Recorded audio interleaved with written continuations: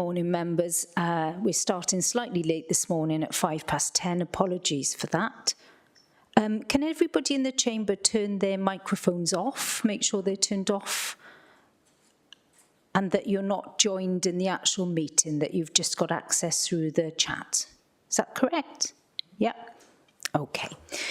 Okay, first item on the agenda this morning on the first meeting of the Public Services Scrutiny Committee is the election of chair. Do I have a nomination, please, for chair?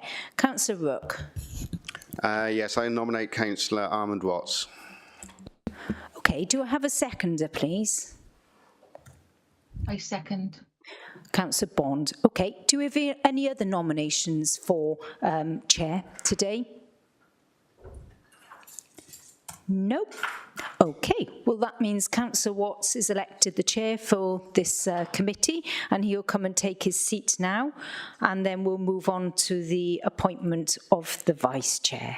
Just a couple of seconds.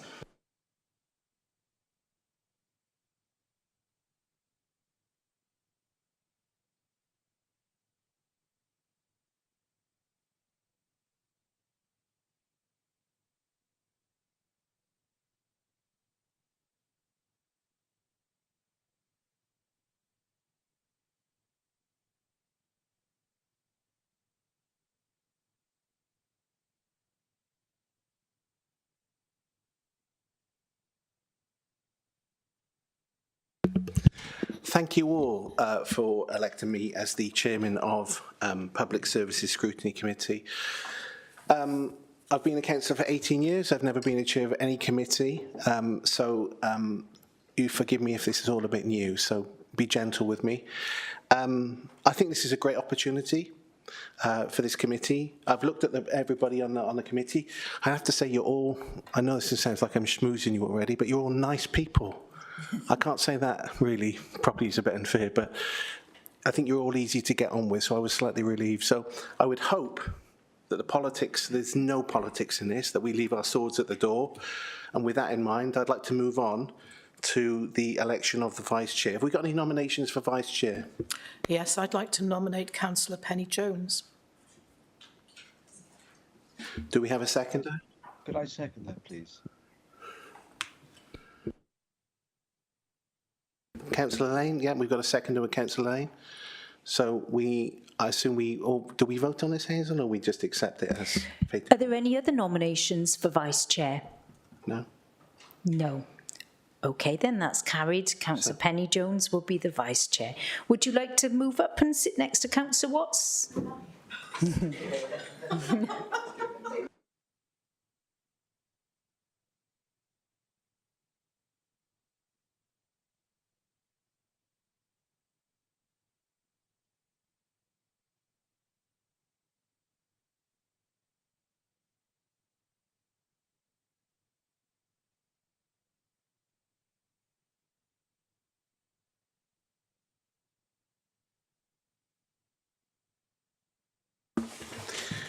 Right, thank you. So moving on, and congratulations, Penny. Have we got any apologies for absence? Yes, we have apologies from Councillor Taylor. Okay, one from Councillor Taylor. Have we got any declarations of interest? As and when? Yeah, everybody happy with that? Yeah? Fantastic. So, number 5 on the agenda, straight into it. So the Public Open Forum, Select Committee Public Open Forum Guidance. Do you want to... Yes, so all of our meetings are live streamed, and we have a public open forum on all of the scrutiny committees, so members of the public can attend in person or remotely by giving us advance notice of 5 days. They can also submit representations to us in writing via audio or via video, but we don't have any today. Thank you. So assuming that is, we do have members of the public watching, I would encourage them to come forward if they take a particular interest in any of the topics we might eventually pick up on. And, they're welcome to come along where they get a chat with the chair and the vice chair and a cup of tea beforehand. I promise you that. Anyway, thank you for that, Hazel. Number 6 on the agenda, then moving on, discussion on the role of the committee in scrutinising the public service board. So we got a presentation. Yes, Chair. Can everybody see the slides? Yep. So today we're just doing a few slides to give the brand new committee a sort of introduction to just one aspect of their remit. I appreciate everybody's new on this committee and you come in very cold to this meeting, but we will talk later on about your work programme and perhaps items that you might want to include. But there are two aspects to your role. One of those is statutory, and that is scrutiny of the Public Service Board. And it's this that we'll talk about now, because we're scrutinising the annual report of the Public Service Board as the next item on the agenda. Okay. So, the Public Service Board, what is it? Where did it come from? Well, the start was the Wellbeing of Future Generations Act, 2015. It seems a long time ago now, 2015, but it's taken several years to put processes into place and to fully understand the requirements of the Act, which I think is where we are today. So the Wellbeing of Future Generations Act introduced public service boards, and they were to work jointly on improving the well-being of current generations, but also future generations. So who is the Public Service Board? Who sits on it? Well, we've got core statutory partners, which is the Council, and I think it's worth pointing out that that is under the Leaders portfolio. We've got the Health Board, National Resources Wales and Fire and Rescue. So they're the statutory partners. And then there's some statutory invitees, and those are Welsh ministers, the Chief Constable, Probation, voluntary sector representatives, and the Police and Crime Commissioner. Now, there are also other optional partners, and there's a list of them there. I don't propose to go through them, but they're optional partners who could also be part of a PSB. Okay, so what does a PSB do? Well, PSBs are required to work jointly, as we outlined, to prepare and publish an assessment of local well-being. They must set objectives, and they have to produce a wellbeing plan, and they must report annually on that plan and their progress in delivering their actions. Now, it's going to be discussed by my colleagues in more detail, but we did have 5 public service boards, one in each of the Gwent areas, and they very recently, in the last sort of 8 to 9 months, transitioned into a regional public service board, so it's the Gwent PSB. At the moment, there isn't a regional scrutiny function. The individual local authorities hold the Gwent PSB to account, so their first annual report is a little bit different perhaps to the previous Monmouthshire one. And there might be in the future a regional scrutiny arrangement which could require some members of this committee to sit upon it, and then that would give this committee greater scope to look at perhaps some of the other areas that it might wish to scrutinise in detail, but we'll park that there for now. So what is the Act for? Why was the Act brought in? Well, it's all about improving the social, economical, environmental and cultural well-being of Wales, and to make sure that everyone is working towards the same vision. So because of that, they've put 7 well-being goals into place, and these are globally responsible Wales, prosperous, resilient, healthier, more equal Wales, Wales of cohesive communities, and a Wales of vibrant culture and thriving Welsh language. You'll see this diagram in lots of different reports, but these are the 7 well-being goals, and it gives a sort of common sense of direction. And there they are listed in greater detail. Don't propose to go through that today. Members, you've had the slides, and you can read that at your leisure. But these are the goals that everybody has to work to, and that's why they're quite prescriptive. So sustainable development, what do we mean by sustainable development? What's the definition? Well, the definition in the Wellbeing of Future Generations Act is, as we've got on the screen there, I'm not going to read it to you. But again, it's improving economic, social, environmental and cultural well-being. And it refers to the Sustainable Development Principle, which is aimed at achieving the well-being goals. And this principle is that you must have applied the following 5 ways of working. So there's 7 well-being goals, 5 ways of working, and those are those: long-term integration, collaboration, involvement, and prevention. The good thing about this is everybody has to do it, so there's some consistency across the board. And there's some greater detail there about the sustainable development principles and what they mean by each of those things, because obviously that can be a bit subjective. Okay, so what arrangements do we have in Monmouthshire? Well, as you know, we've got 4 scrutiny committees, and you are the Public Services Scrutiny Committee. You have the role of scrutiny of the Public Service Board as it currently stands, but you also have a wider scrutiny role to scrutinise collaborative activities provided in partnership. But in terms of the PSBs, PSBs are accountable to you, local authority scrutiny committees. They're also accountable to the Commissioner for Future Generations, and they're also accountable to the Auditor General of Wales. And there we are, we've got sort of an abbreviated definition of your terms of reference to scrutinise the effectiveness of strategic partnerships, public service providers, and this is the real point, to ensure they deliver improved outcomes to your residents. That's the point, that's the purpose.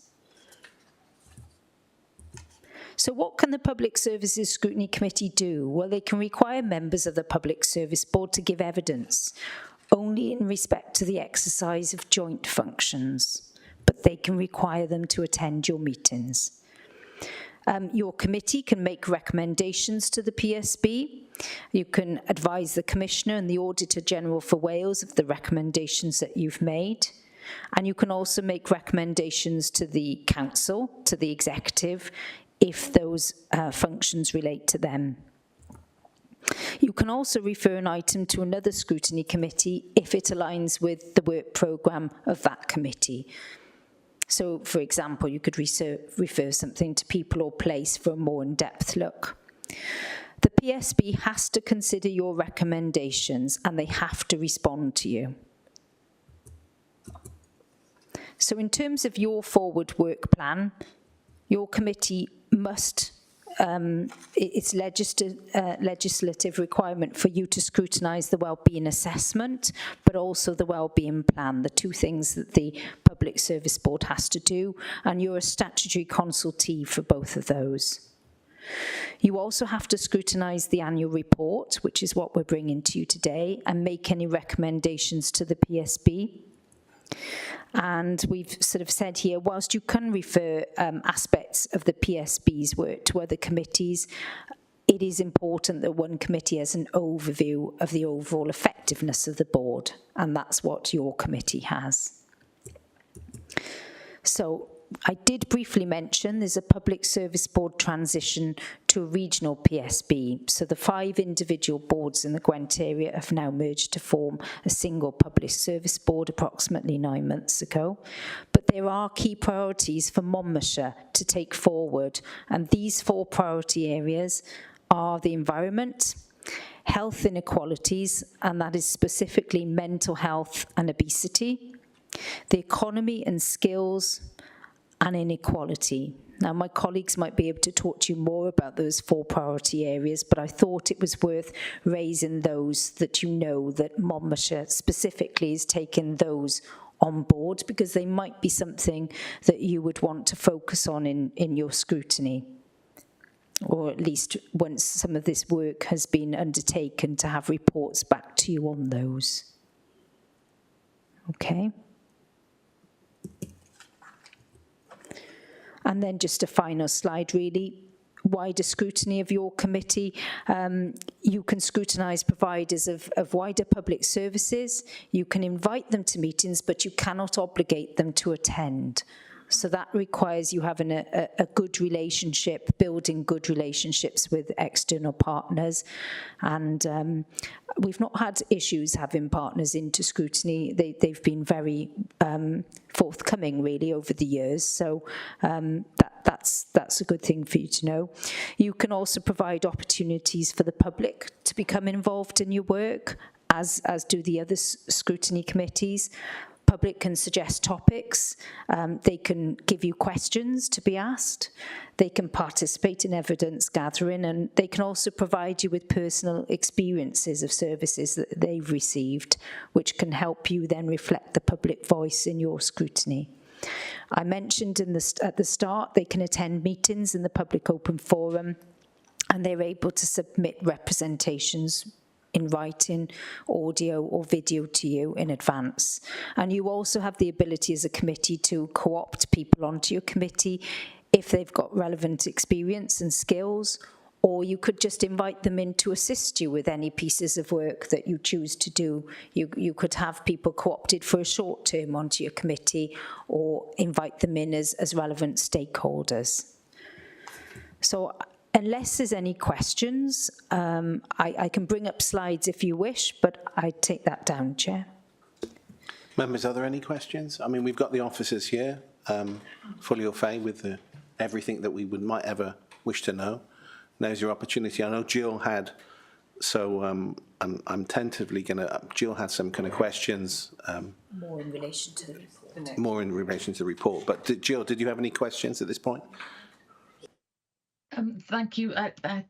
Some of that was explained. Some of the questions I had were explained, particularly about the goals. So thank you for that. I hadn't seen that the information had been sent, so apologies for that. Explaining what prosperous Wales, the definition of, and resilient Wales, and all those other things. So thank you for that. I'm just printing that off now, so I have it. Thank you.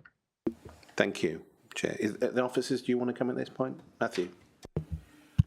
Yeah, thanks very much, Chair. And I appreciate this is quite a sort of difficult topic for members to go straight into. And actually, we have a fuller session on the Wellbeing of Future Generations Act in September. Of course, the difficulty is with the amount of information and knowledge that needs to be sort of passed to members. Not everything can be done in the early weeks and months of the term. So you will have a fuller session on this in September, in time for the second meeting. So just a couple of other bits to add in to sort of Hazel's very comprehensive presentation. The wellbeing goals, probably worth mentioning then. This Act, it applies to the Public Service Board, but it also applies to Monmouthshire County Council as a single body. So some bits of this may be familiar to you.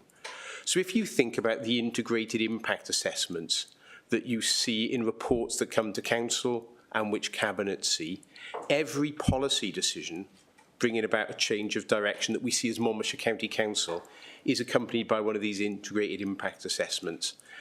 And it assesses the impact of that policy against those 7 national wellbeing goals. We tend to think of those officers as the beach ball. If you're struggling to visualise this, it's a big circle with 7 colours on it. So we think of the national wellbeing goals as the beach ball, the what we need to achieve, and then the how, the 5 ways of working, which are in the presentation. So it's the what, the beach ball, the how, the ways of working. And all of our decisions have to be considered against those things. So that's specifically us as a single public body, but actually it's true of the PSB itself. Every decision the Public Service Board takes needs to be made in the context of those things. And I think that's a really important thing to bear in mind as you're scrutinising the work of the PSB. One of those ways of working, just to pick on one, is integrated. You've got to think about when you're looking at a policy decision or a recommendation that impacts on one of those well-being goals, how can you maximise the impacts on the other? And to give a very sort of straightforward example on that, it might be quite easy to focus on an objective which has economic benefits, but that may be accompanied with environmental harm. You know, to take it outside our context, you know, a factory can create an awful lot of jobs, but it may also create pollution. So the idea is, in this integrated way of working, you're looking at the impact of the policy decisions across all of those different 5 ways of working. You know, are we doing everything to prevent? You know, that's one of the 5 ways of working, prevent harm to people. Are we focused on the long-term impact of decision, not just the short-term benefits? Thinking about the duty around public participation and the public open forum we have and some of the things Hazel's described, are we involving people in taking decisions? So that's the sort of the 5 ways of working and the goals. The other thing to mention, which sort of Hazel touched upon, is we're at a bit of an odd time period at the moment, because for 4 years we had a Monmouthshire Public Service Board. And that was quite easy. We had a Monmouthshire Select Committee, a Monmouthshire Public Service Board. It was chaired by the Chief Executive of Monmouthshire County Council, and public service partners attended. We're now at the end of that period, but strangely, the Gwent PSB, because of the timings and the sequencing of this, the Gwent plan doesn't yet exist. So that won't come into place until next summer. So at the moment, we're sort of in the tail end, the last year of having a Monmouthshire Wellbeing Plan, where we transition to Gwent. So the plan you see before you as the next item on the agenda is focused on the things that partners in Monmouthshire set. And the wellbeing objectives in there are wellbeing objectives that relate to Monmouthshire. The priorities that Hazel mentioned in that presentation, the 4 priorities, are the things that Monmouthshire PSB, before disbanding, said, look, we've got a year until the Gwent PSB comes in. We don't want to just cruise or coast while we wait for the Gwent plan. We really want to be making a difference in the next 12 months. So those 4 things are what Monmouthshire PSB said partners need to be really focused in on until the Gwent PSB the Gwent Wellbeing Plan comes into existence next summer. And the reason it's next summer is that's what's set out in the statutory guidance that underpins this Act.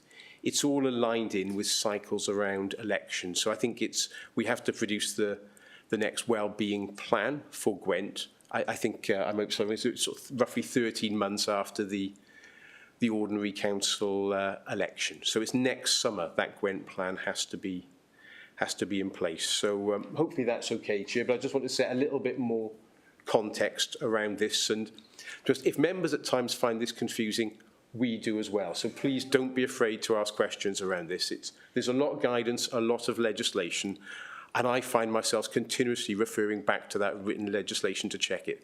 So at no point ever feel a question is a silly question, because chances are we might not know the answer. We'll be scrabbling around looking at the guidance ourselves. So if in doubt, do ask the question. Have we got any questions from the members? No? I've got a question. The wellbeing plan. What overall, influence do we, just for kind of clarity, the overall kind of influence do we have? And then, as that's being formed, will we be updated? Will we have, kind of full access to it as it evolves? Because obviously we don't want to be in a position, you say, where we go off completely on a different tangent within the years from now. So can we have some kind of clarity about that? Could you explain to members how we kind of get into some form of symmetry, if there is such a thing, on this? Yeah, thank you, Chair. Just to say that we are looking at that now as we form the regional wellbeing plan. So, as Matt has already mentioned, we're going through a bit of an iterative process now to understand how all of these things need to come together. The key factor in producing the plan at the regional level and the remit of the Gwent Public Services Board is they do not want to lose the localism as becoming a regional board, which is quite reassuring, I think, for members here. So what we're doing at the moment is, as we transition and as we start to develop that plan, we're currently making the links through what is classed as a local delivery group which is a subgroup for the Regional Public Services Board. Each of the 5 localities have those boards in place. Ours is the Monmouthshire Programme Board here, and that is the strategic board now in the county that will link with the Regional Public Services Board, but will also ensure that we're driving what matters to Monmouthshire in that context, and that's the board that will take on board any of the recommendations from this committee and ensure that your voice is being heard in that process of development of that next plan. So we do have those structures in place currently. It is a bit of painting by numbers at the moment because we are looking at how we strengthen that localism as part of the regional development of this work. And then obviously then, as Matt has already mentioned, there will also be a Gwent scrutiny process in place as well. That is still currently being developed and officers are working on establishing a Gwent scrutiny process. And then the relationship between those 2 boards then, and as Hazel has already said, some members from this committee could likely be sitting at that regional scrutiny board as well. And in which case then you will have the regional and the ability to influence the local as part of that process going forward. Thank you. Yes, just following on from that, really, it's about scrutiny. It's a joint board now. It will be a joint board. So, are the 5 local authorities going to scrutinise? Are they each going to have a scrutiny committee? And how's that going to work? We may come from different angles. Thank you, Penny. I believe that we're all maintaining our local scrutiny as part of this across the region because, again, people in this space, working in this space, recognise the need to ensure that what the PSB is doing is actually delivering locally on the ground in our communities. So I believe the 5 areas are going to maintain their current scrutiny in place, and then again they will link with this regional scrutiny arrangement going forward. Of course you can. Yeah. So can I? Will we concentrate mainly on the Monmouthshire aspects then? Well, will each local authority concentrate on their local aspects? Yeah, absolutely, Councillor. We want this scrutiny panel to be focusing on what matters to Monmouthshire and to ensure that the Gwent Public Services Board is delivering on your behalf at this level. And then we have those mechanisms then we're able to feed that up if you do not feel that actually Monmouthshire citizens are being serviced best through this arrangement. Thank you for those questions, Penny. We've now got Jill. Oh, sorry, Jill. Jill first, then Jan. Jill and then Jan. Hi, thank you for that. Yes, you did say that there would be separate scrutiny committees and also some of us might go and excuse me, join in to make sure that we're all being consistent, or at least bring back or help the collaborative working. I just wondered, because, for example, the report is Monmouthshire based, I guess there won't be one big report. There might be a high level report and then 5 separate reports for whatever for each area. Is that going to be how it's done, please? Thank you. Yes. We envisage possibly it will be done in that way. We don't have the answers at this moment because we haven't got that regional plan in place, and we need to understand how that regional plan then will reference the local plan, but the local delivery, sorry. But what we do recognise is that at Monmouthshire level, we will still have a plan that should reference the regional priorities that will matter to Monmouthshire, but then also in our locality there will be things that will be unique to Monmouthshire that we will still want to collaborate to deliver on with partners, and they will also form our local plan. So you will definitely have a local plan and a report coming forward, but then how the regional plan dovetails with that, or ours dovetails with the regional, we're working through that process at the moment. So none of that has been put in place yet, but they are things that we are considering, and there possibly could be 2, but we will try our best to simplify those into the one for this scrutiny committee where it's feasible to do that. Thank you. Thank you, Jill. Thank you for that question. Jan. Yes, thank you. You mentioned there were separate boards at the moment. Do we have representation on them? Or am I a bit confused? I'm not quite sure what you meant by separate boards. No, we have so we have the Gwent Public Services Board now that's become a regional board that has the representatives from all of the 5 local authorities plus the partners on that board. And then what they've done to ensure they still have localism feeding into their board, they have 5 what they call local delivery groups in each of the 5 locality areas. They are the strategic delivery groups now for each of those 5 local authority areas. In Monmouthshire, ours is a programme board, and that board is a subgroup essentially of the Regional Public Services Board and will feed in those things that matter to Monmouthshire at that PSB level. Sorry, just coming back. So it's local delivery boards then, okay. Do we have officers on that or members on that? How is that made up? Yeah, they mirror the Public Services Board, in effect, and we have all of the partners that sit at PSB level, that sit at the programme board level, represented here in the county, but probably the next level down from the chief execs that sit at regional PSB. So here we have our director level and their counterparts from across the other public services. The difference in Monmouthshire is as well is that we do have a representative from the town and community councils on our board because we want to ensure that they still feed into this process. And at this very local level, it's important that we still get their engagement as a partner. So if I could just add in, Chair, so just stressing, so that's because it's a delivery group, that's an officer forum. So whereas we have political representation at the PSB, which is strategic and direction setting, at the programme board or strategic delivery group level, it's an officer forum. Thank you for those questions. I've got one more question, which is, so on the programme board, who's specifically on it as it stands at the moment? It's going to be a test now, Chair, sorry. Right. So we have local, it's chaired by Matt currently.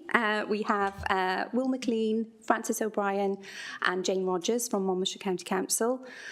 We have representation from Public Health and Aneurin Bevan Health Board. We have the Chief Constable and the Superintendent representation for the Gwent Police. We also have Gavo as a third sector representation. We have a representation then from the town and community councils.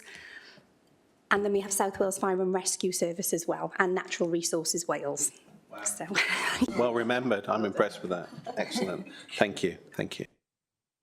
Are there any more questions before we move on? Yes, Jill, please. sorry. Thank you very much. Thanks, Chair. To help our understanding, would it be possible to give us just an overview, a hierarchy of what you've just explained and how all the different groups fit together, please? Yeah, absolutely, Councillor. I do have an illustration that I can send. It's probably easiest to give you the Gwent and the local partnership structure, but I can share that with Hazel. Thank you. That was quite a big question. So I was like, okay, how long we got? Let's go for a comfort break, right? But great answer. It's in the mail. Thank you, Jill. Thank you. So if everybody's satisfied with the responses, and if there aren't any other questions, and if there aren't any other kind of officers keen to relay any more information, I'm going to move this on to number 7, which is the pre-decision scrutiny of the Public Service Board annual report to follow, it says. So. Yes, I'll pass over to my colleagues on the front desk. Thanks, Hazel. Thanks, Jay. If I start by introducing some of the report and setting it in context, and I'll hand over to Sharon, who will talk through some of the detail.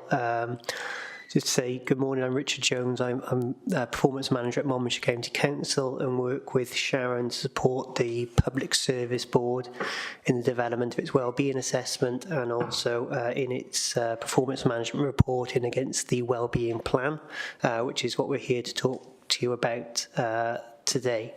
So just to set some of the helpful slides that Hazel put up on the legislation in context, the report you're scrutinising today. It's a requirement of the Future Generations Act that the Public Service Board prepare and publish a local wellbeing plan that sets out its local objectives and steps it proposes to take to meet them. The Monmouthshire Wellbeing Plan was approved in 2018, and the plan contained 4 objectives and a number of steps that the PSB would undertake to meet those 4 objectives. So in addition to that, the statutory guidance underpinning the Act requires the board to prepare and publish an annual report, which is the report before you today, and that report must set out the steps taken by the Public Service Board to meet its objectives, and also may contain any other information the board feels appropriate as well. And we'll go through some of the hopefully helpful information that the board's included in its report shortly. So the report focuses primarily on delivery of its wellbeing plan in 21-22. And just to probably recognise that through the last 2 years, a substantial focus of PSB and partners on the PSB has been responding to the evolving needs around the pandemic. And the report sets out how objectives and steps have been adjusted to focus on those areas, as well as continuing to deliver the objectives and steps the Public Service Board has set. And then in addition to focusing on those objectives and steps, and the other information the report contains for you to review today is an overview of the activity of town and community councils in supporting the delivery of the wellbeing objectives, some data around some national indicators and further information on wellbeing as well that has been included in the report to set the context of how some of those trends on wellbeing have changed over the last few years. And then just finally, Chair, just to reiterate really the role of the committee today in line with the recommendations before I hand over to Sharon to look at some of the key areas of the report. The report is there for you to examine whether there's a clear overview of progress in place on the objectives the PSB has set. And I think hopefully it's a helpful time in the report for you today to look at your future work programme. The report does set out, hopefully comprehensively, a range of progress on different partner activity, which I'm sure as a board meeting for the first time today you'd want to use to think about any future areas you may want to scrutinise in detail as part of your work programme. So please feel free to consider that as you go through the report and think about how this may inform some more future detailed scrutiny on any of these areas you may want to undertake. Obviously, where that particularly relates to delivery of partnership work within the county. So with those recommendations in mind, I'll hand over to Sharon, who will go through some of the detail and the progress that the report contains. Thank you. Yeah. Thank you, Richard. So just to take you through some of the 4 objectives that Richard has mentioned were set in our Monmouthshire Wellbeing Plan, which is now going to run into its final year of delivery.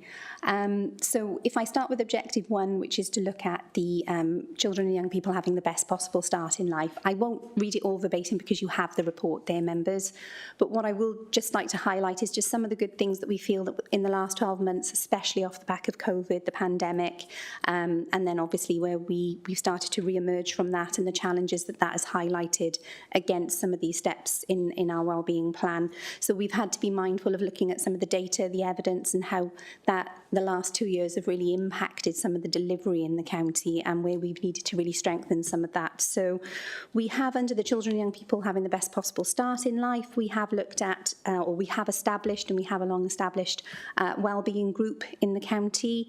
That group is consists of wider partner involvement, but also it has our educational psychologists and also our school and teaching staff are present on that partnership board.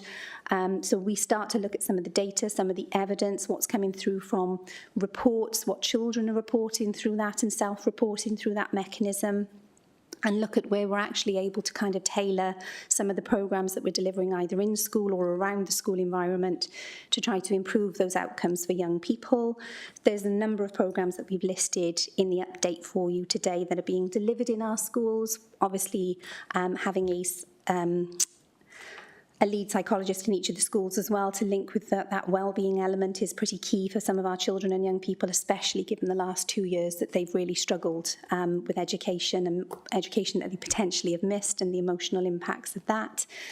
We've also looked at we've established in the last year or so the advice line for the county. That advice line is an early help and prevention line, so if families feel that they are struggling or feel that they have children that are struggling, they can contact us at the earliest point, and then we're able to triage that to help and support them, even offer them some advice over the telephone if they need that, but just so they feel that they're not alone and actually there are services and support there for them at that earliest point. And that line has proven to be quite invaluable, really, and it's been a really effective tool for parents to use, because I think sometimes it strips away that having to go and attend an appointment. It allows parents to just pick up a phone and have a conversation with somebody at the end of that line who is willing to help and able to help them.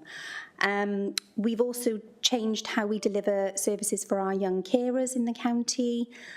So we recognised there were some challenges, and we started to identify some more young carers in the county coming forward. So the identification was improved in that system, but then we had to make that change to ensure that actually we were able to provide the right amount of support for those children in that instance. And we've also linked that up with the adult services young carers, so that that transition of young carers when they hit 18, that we actually ensure that they are supported through that transition period, and they don't just become an adult and then suddenly drop out of our services then, and that ongoing support is in place for them.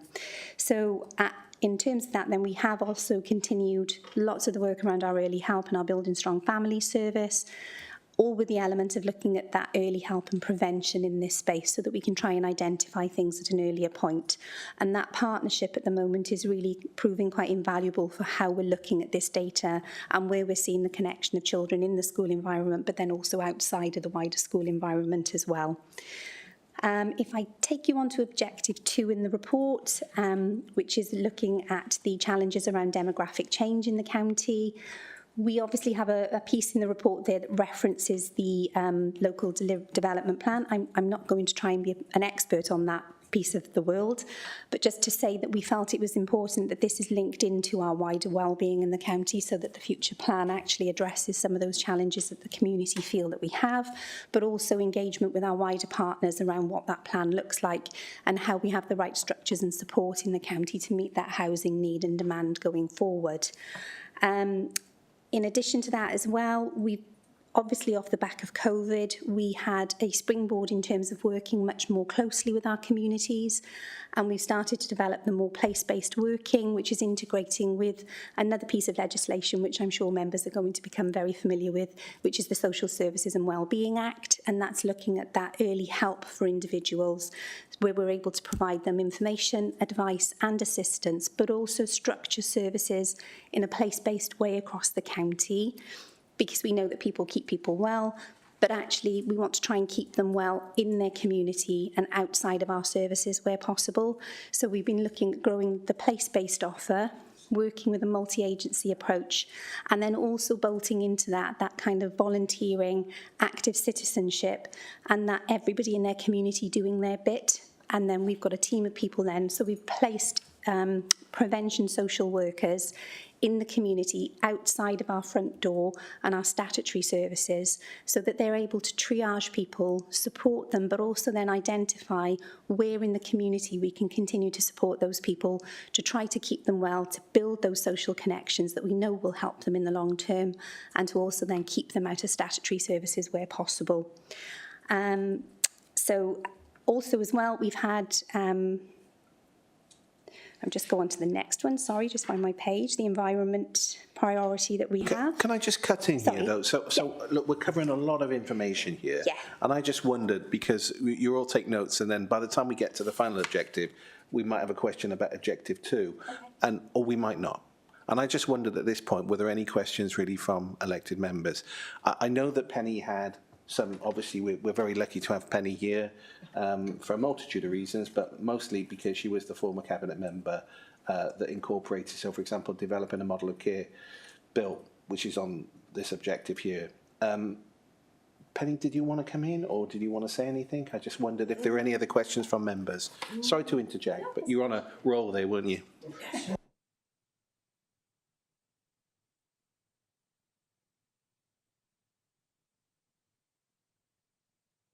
Forward to the main, to the regional one on our behalf, or as a generic? Sorry, Penny, you weren't on your microphone. Sorry. No, you're on microphone. Just repeat that. Yeah. I forgot what I said now. No, yes. So it's established. Okay, these are established already. Are these likely to go forward to the new regional objectives? The alignment between what we have locally and regionally is absolutely clear, I think, because the regional wellbeing plan has had our local data and our local evidence that's fed into that assessment at a regional level. So all of that information from Monmouthshire has been fed into the regional plan. So the 4 elements that we talked about earlier in terms of our priorities going forward for this year are informed by our local data and evidence. Yeah. In terms of what's going to come through in terms of the regional plan, that data has helped inform the regional plan, and those priorities, themes that they're looking at the moment are completely aligned to the ones that we have here in Monmouthshire. So yeah, so the data is going through. That is good news. Thank you. That's excellent. Thank you, Penny. Thank you. Please go ahead. Oh, sorry, Jan, I do apologise. Thank you, Armand. Signposting, really. You mentioned that there were social workers performing triage in the community. Is there a way as councillors we can signpost people to that? Yeah, absolutely. There is an email address. I believe they've just changed it, so I will have to confirm what that email address is, councillor. I'm very sorry. That's okay. But there is, yeah, absolutely. There is a central point where you can refer people to that place, and they will absolutely pick up any of those queries and investigate that, and then look how they can support those individuals. Thank you. Thank you, Jan. Jill, you're next. Thank you, Chair. Thank you. So prior to the objective starting as well, the table on page 9, I wondered what the criteria were for the identification of the links between each of these steps or work that you're doing. Is it the risks? I wonder, for example, if, for example, ACEs has also got an intergenerational link, whether it's a positive or a negative. So I just wonder where that the information for that came from. Also, if when you look at the objective, like the first objective, the objective links, I guess those little icons relate to the 4 objectives, do they? Those icons of money and I don't know, I couldn't understand. And also things like obesity, the obesity goal, excuse me, I'm suggesting that maybe it's also resilience, if that fits in, but I didn't have the information about what resilience was, because, for example, it made us more resilient. It will make us more resilient because the recent COVID situation, people who were obese that was a significant factor. And then also on page 14, I wonder if you've mentioned brilliantly, absolutely, the emphasis quite rightly on the children, the young people and schools and identifying people in risk and the safeguarding side. But I wonder if there's anything we can do before that to help adults, because obviously it's children being in the environment of adults that are not aware or intentionally creating the adverse or, you know, the experiences of the children. So is it is there an opportunity to go to antenatal? Is it this, how can we do the step before the children have ACEs? Thank you, Jill. Thank you. Okay, thank you. If I pick up some of your first couple of questions there about the table and some of the symbols, etc., I'll hand over to Sharon to pick up your last question, if that's okay. I think you've hit on a really important point. You've drawn out really an example really of integration, which is one of the 5 ways of working under the Future Generations Act. So in developing the wellbeing plan, the PSB needed to ensure that where it's taking individual steps to recognise where they contribute to addressing or improving well-being of other steps within Monmouthshire. So the table where we've got some of each of the individual steps broken down and a colour coding of where they contribute to the others, it is trying to, I guess, quickly demonstrate, and there'll be a lot more complexity behind this table than we could show on one page, but to quickly demonstrate how a particular step may contribute or work alongside another step, so it's not working in isolation. So if we take the ACEs example you helpfully draw out, in working to address some of the underlying reasons behind and causes of ACEs, services. Mental health, for example, which is flagged there, is a really important part of that. So when the leads for those steps are working together, we're working on their steps, they should be working together to identify how they can maximise the contribution they can make to improving wellbeing in that area, and that runs through then the rest of that table. So that's to show the integration. I appreciate there's probably, and that integration is trying to show the most significant. You could argue that there's lots more steps there, but it's trying to show some of that main integration in a simple way, appreciating those are complex. In terms of the symbols, again, each of the objectives we've given a symbol. We probably could put a key in, and we can add that in to make it clearer what those are. But again, you're exactly right. It is to show integration between the goals, again at that higher level than steps, but to show how, for example, some of those steps that are being undertaken under the providing children and young people with the best possible start in life may link to other goals within the plan as well. So it's all coming back to demonstrating how they're interconnected. And behind this work, there's more detailed plans that will go into a lot more detail about that integration and how they're working, but this is our way of trying to show it succinctly, particularly recognise this is also public facing how they come in, but we will put in those extra key to show how that links together. So hand over to Sharon.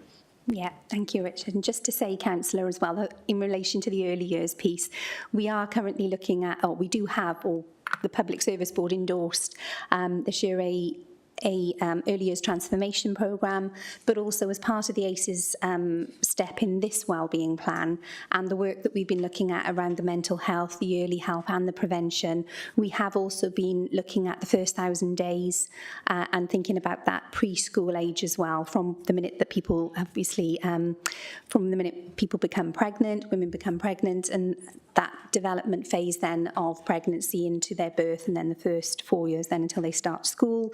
We are looking at all of that as well and trying to strengthen that with the element of actually what happens in those formative years is going to be incredibly important as part of the ACES agenda, but it probably hasn't been referenced in this report, I'm sorry, but should come through in the work going forward.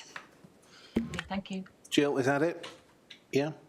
Yes, thank you, because the first 2 years are incredibly important and set the child up for life, as you know. Thank you. Excellent questions, Jill. Thank you. Thank you, Chair. Yeah. So if I move on to the objective 3, which is our environment objective, just to highlight some of the work in there. Natural Resources Wales, as a partner of the Public Services Board, commissioned a consultancy company to come in and work on behalf of the PSB and to link in with some of the regional work in the area to look at all of the elements that we're looking at through the environment at the moment, particularly as we understand that environment doesn't stop at our borders here in Monmouthshire. That work was quite intensive, working through our PSB partners, trying to understand the actions and the aspirations that they have around delivering against this agenda. And it was then applied the lens of where we could actually strengthen that collaboration to make the biggest difference within the Monmouthshire context here. 4 areas were identified as part of that consultancy work, which is around our buildings, our fleet, our green spaces and our procurement practices as well. So they were the 4 elements that we are prioritising currently under our environment step in our wellbeing plan, and also, as we mentioned, what we will be looking at in this transition year more closely, because this is an important agenda to Monmouthshire. As part of that process as well, we've also re-established an environment partnership board in the county so that we can strengthen the collaboration, start to delve a little bit deeper into those 4 areas and understand then how we can take some steps to start to deliver against those with our partners in this space in Monmouthshire. So that board is being re-established currently, and to ensure that we do have the right representation around the table so that we can make that change. In addition to that, we are obviously still working as a Gwent partner in this space as well through our Climate Ready Gwent programme, which sits at a regional level where we collaborate on this agenda with our partners from across Gwent, and then also under the Gwent Green Grid, which I have to try and say. So there, it's a test, councillor. Okay? The Gwent Green Grid, the GG, programme, that has 5 work streams as well, which again we work as a regional partner to help address some of those challenges. That's looking at our green infrastructure strategy and partnership, where we have the green corridors. Again, there's a lot more information the officers can provide around any of these work streams if you need them. But just to give you a flavour, obviously the third one is iTree and our eco study pilot areas. We have some green infrastructure projects that are happening, and then also pollinator programmes as well across the region that we collaborate with our partners on at a regional level as well as locally in Monmouthshire.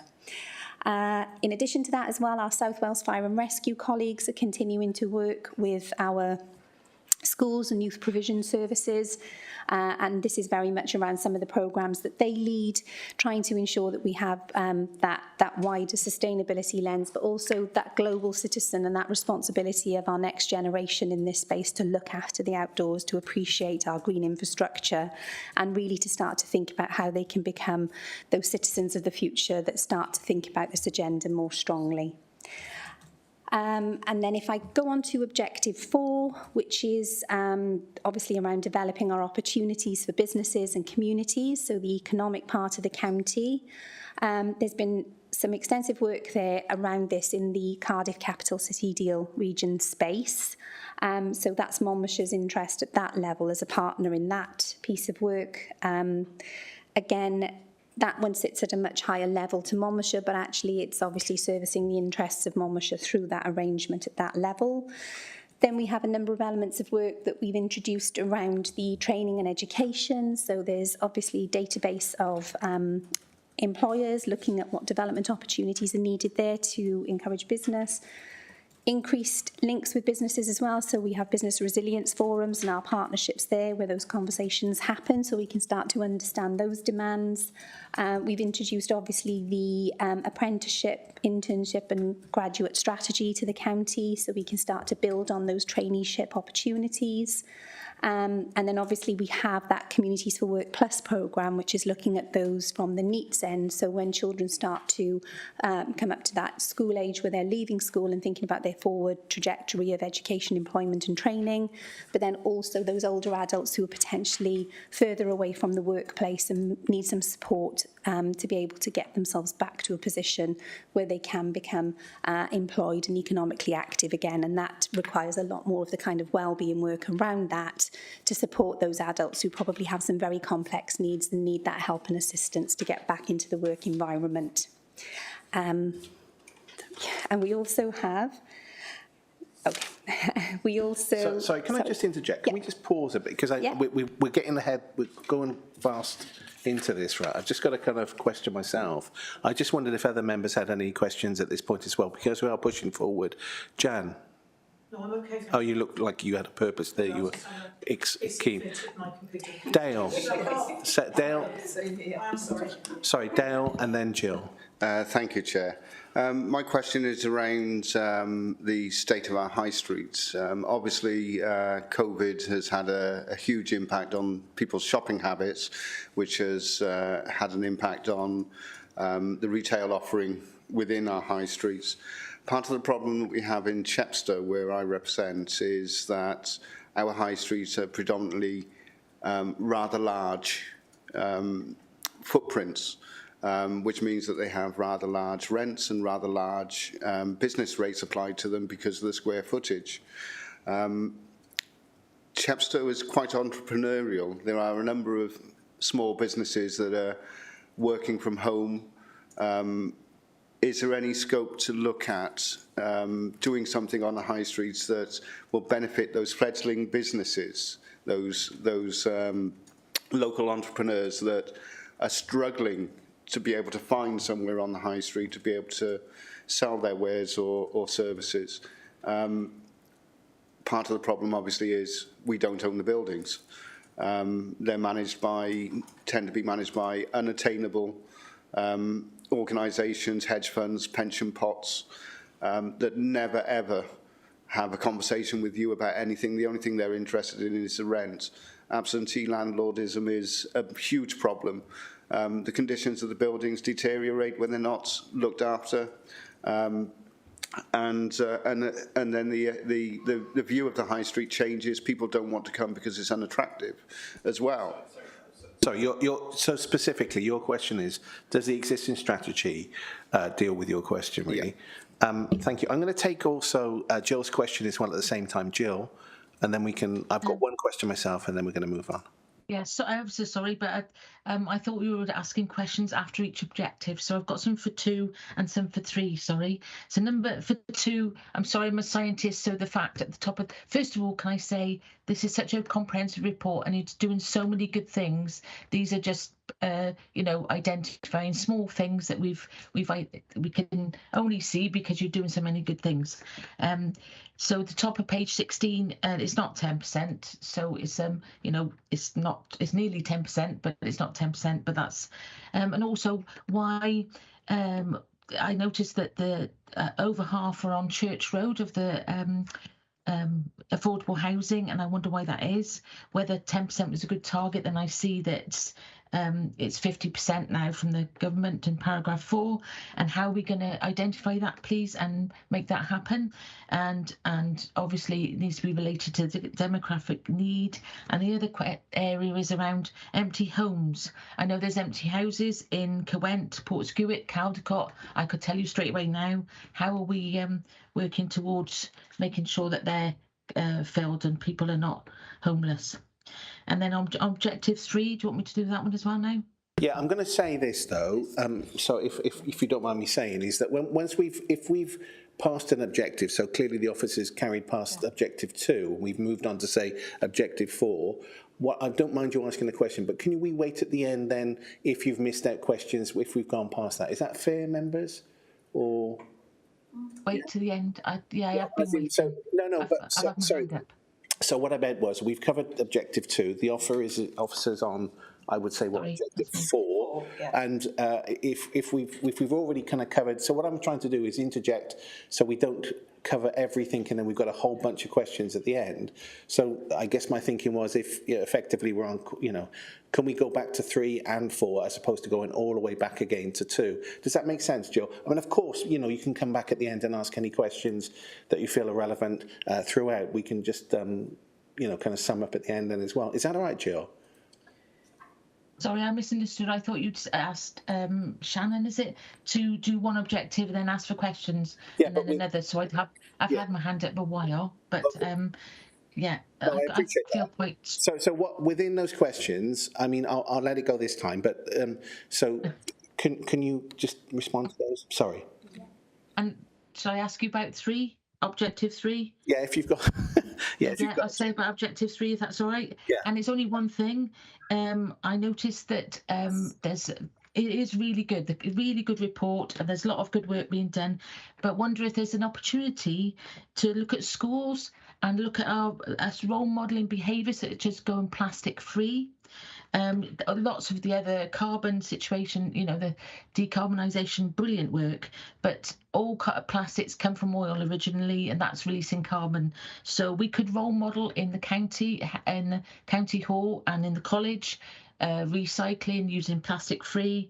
We could also go to the schools, and I wonder if there's an opportunity to have schools having targets, culture change targets, for example, kids reusing uniform and also reducing plastics. There's a big opportunity of using the schools, so thank you. That's what I wanted to say. Thank you. Thank you, Jill. I did have a question then. So on 14 or 18, depending on what you're looking at, where it looks at the project objectives on 15, I see we've got consultants in which are JBA. Are they looking at all of these things that you've bullet pointed on 15? So could you just respond to that at the tail end of all the other questions that came before me? Thank you. Matt, did you want to mention something on the housing? And yeah, so if I just sort of open with a couple of pieces, and then Sharon and Rich will come in with some more specifics. So looking at the PSB, this wellbeing report, one thing to sort of focus on and bear in mind is the PSB focuses on collaborative things. So think about those challenges that a single agency couldn't handle or deal with in isolation.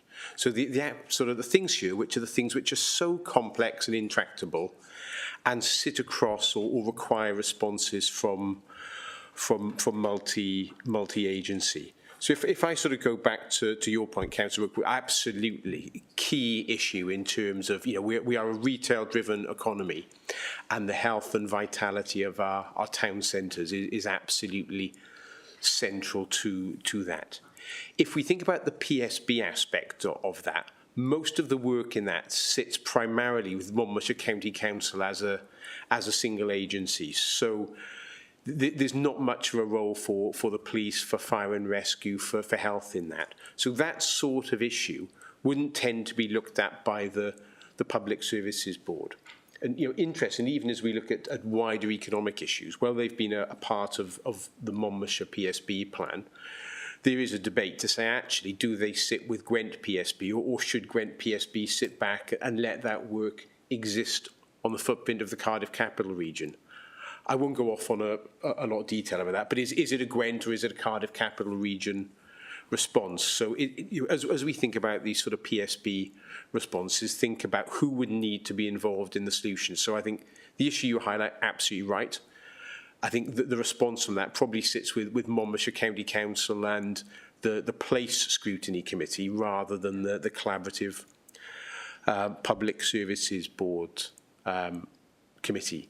As we look at sort of issues around housing then, and we've got supply and mix of housing in here, that becomes more of an issue across multiple PSB partners, because if we think about, not that we knew this at the time this plan was developed, the issues of phosphates in rivers that impact on housing development, clearly there's a role for Natural Resources Wales in ensuring that we're able to tackle those solutions. And as we look at the mix and type of housing, our RSLs, MHA and Mellin have been members of Monmouthshire PSB, and the Housing Association have a representative on the Gwent PSB.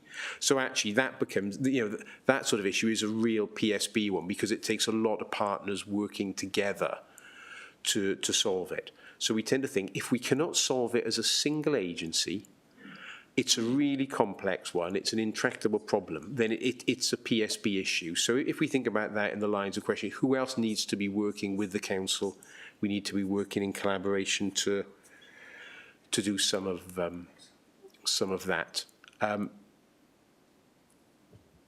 Cheryl, was there something else, or would I pass over to you and then to Rich? Free, do you want me to do plastic free? If you want to, Matt. Yeah. Plastic free. Absolutely. So one of the things people watching on screen or at home watch this back on YouTube won't realise is that sort of anyone sat in this chamber or in the kitchens around this building, you won't see any plastic. You don't see any plastic forks, any plastic knives, any plastic cups.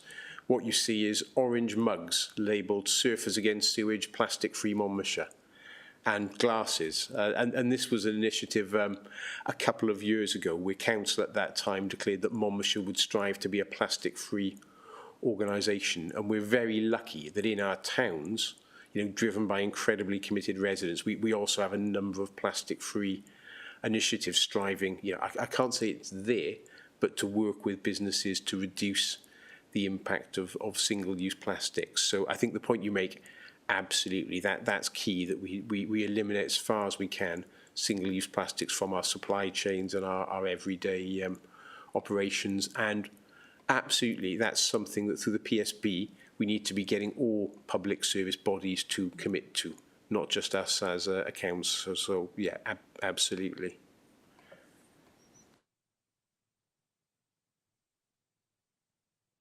I'm not sure you actually answered Dale's question specifically, so if we could go back to that, then obviously I'm not sure if you were going to pick up on mine. I know Jan's got a question, then Penny's got a question as well. Just a comment. Yeah. So I don't want to put you under too much pressure, but sorry. Can I just remind members that we've got a speak now function in the chat bar? It would be much easier if everybody raised their hand there, because it creates a list of speakers for the chair. So, and it creates an order just so that we make sure we don't miss any hands. Thank you. Chair, if I can just check then. So in terms of councillor Brooke's question. We talk about what we can do to support town centres. Like, what I was trying to say, it's probably, my sense is it's not a role for this committee, the town centre issue. But actually, the issue itself, incredibly important and absolutely vital. But probably in terms of this report as well, bearing in mind that this is a backwards-looking report assessing what we've already done. Yeah. And actually, it's in that policy formation stage and policy development scrutiny that we would see those sort of discussions taking place. Thank you for reminding us. Probably not the best person to answer that one, a little outside my sphere of expertise, I'm afraid. Right. Okay, so I've got Jan and then I've got Penny. Penny first, Stephen. Okay, whatever. I'm just making a quick comment. Yeah, Matt, that's what I was going to say. We're looking back at an annual report. We're not going forward on a report that we could influence greatly.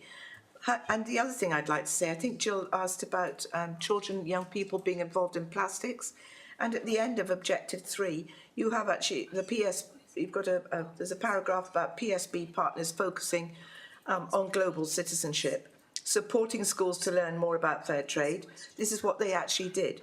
They worked with partners to help raise awareness among young people about sustainable period products and plastic period pollution, and workshops being run for young people about sustainability. So there is work going on, okay, in a retrograde. I mean, we must make sure it goes forward. Thank you. Thank you, Penny. Jan. So it's just picking up on the same thing that Penny has. You know, it is a report, but actually, you know, we're here. We go over to the cafe, don't we, in the college? I think something's been missed there because it's all plastic cutlery. And anyone who's coming visiting here who might pop over and get a bit of lunch is not seeing the same message. So something's gone wrong there, I would suggest. But just a comment, really. College cafe. College cafe, sorry. Thanks for that, Jan. Jill. To say the same as Jan, really, the college cafe, and also, for example, we don't realise we're using plastics. For example, we were using plastic we're using tea bags and putting them in the food bin and things like that. So we need to think more as a council about all of it. But it was really answering my question about schools, not just the plastics, but other ways like uniforms and other opportunities that they could be using in schools, and whether we could have culture change targets. That's for the future. Thank you. I'm not decrying from what's been done, brilliant stuff, what's been done. Excellent. But thinking for the future. Dale, I've noticed there's a hand up there. Is that a legacy hand? No, you've got another question. Okay, so do you want to fire that question off? Could somebody explain to me what Monmouthshire actually gets out of the Cardiff capital region? Right, okay. Well, it's a yeah, I'm not sure. Do you feel comfortable answering that, Matt, as well?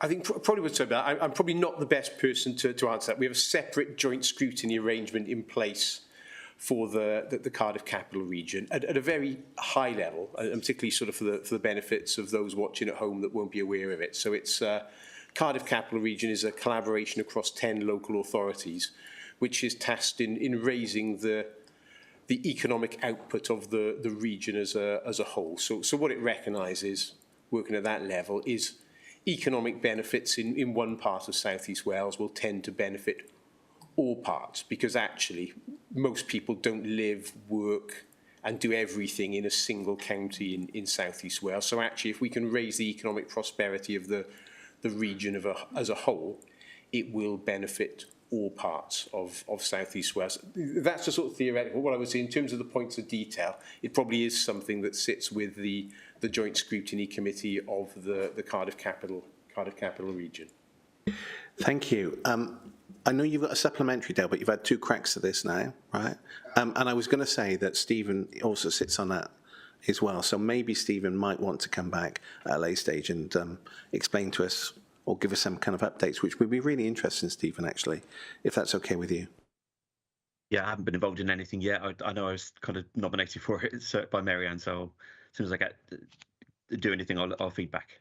Okay, you've got a supplementary now. Yeah, it's about centres of working, where those centres of working are located. We have a duty as a county council to look at the environmental impact of people continually commuting out of Monmouthshire to Bristol, Cardiff, Newport areas.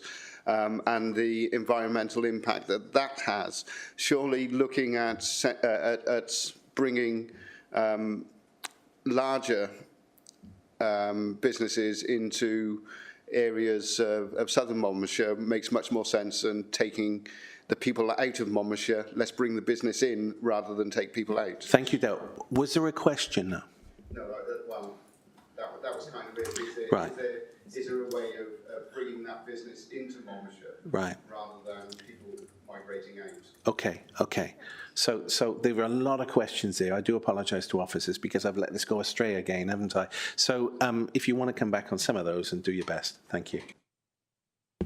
Yeah, again, all I was saying in response to that, and again, it's not my sort of area of expertise, economic development, but there's a couple of elements to this. Certain industries naturally sit in sort of certain geographic locations, but the key thing in terms, you're absolutely right, we do have high levels of out commuting in Monmouthshire. Lots of people live in our county and work outside the county. And one of the challenges of that, of course, comes back to things like public transport.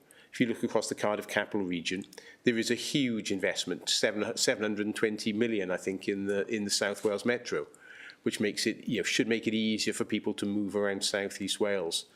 I think one of the challenges for the CCR and for us as a region is how communities like those in Monmouthshire are able to access that and benefit from it. Because, and it's not just Monmouthshire, many of those valleys communities that make up the CCR also struggle to access some of that sort of transport infrastructure. So there are questions there in terms of future challenge and scrutiny of the Cardiff capital region.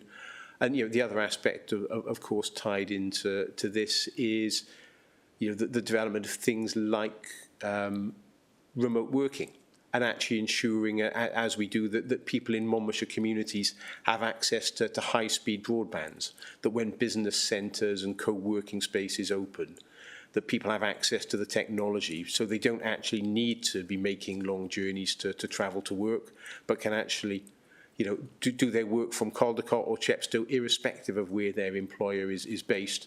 And then at lunchtimes they're spending their sandwich pound in a local business. And after work meals, if people are lucky enough to be able to do that again, happen in the local economy. So there's quite a bit there.